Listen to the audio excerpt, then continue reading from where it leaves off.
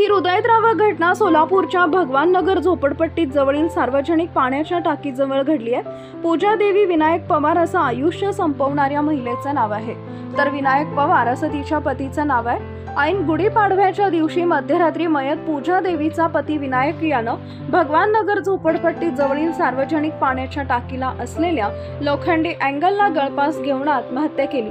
ज्या पाण्याच्या टाकीच्या अँगलला पतीनं गळफास घेऊन आत्महत्या केली, अगदी त्याच ठिकाणी त्याच वेळेला पत्नीनं गळफास घेऊन जीवन यात्रा संपवली आहे। याबाबत जेल रोड पोलीस ठाण्यात गुन्हा दाखल करण्यात आला आहे।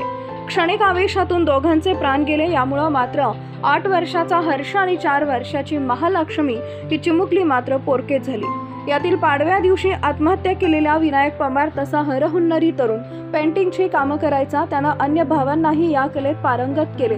दोघा पती पत्नींमध्ये विनायक आणि पूजा देवींमध्ये कुरबुरी व्हायच्या, मात्र त्या तेवढ्यांपुरत्याच। दोघंही एकमेकांशिवाय राहायचे नाही।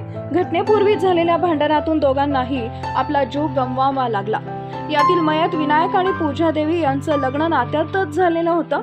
मामाची मुलगी पूजा देवीशी विनायकचं लग्न झालं होतं। दोघांच्या जाण्यानं हर्ष आणि महालक्ष्मी ही 2 चिमुकली अनाथ झाली आहेत। यातील 8 वर्षाचा हर्ष RR बुर्ला प्राथमिक शाळेत इयत्ता 3रीत शिकत आहे। 4 वर्षाची महालक्ष्मी याच शाळेत लहान गटात शिकत आहे।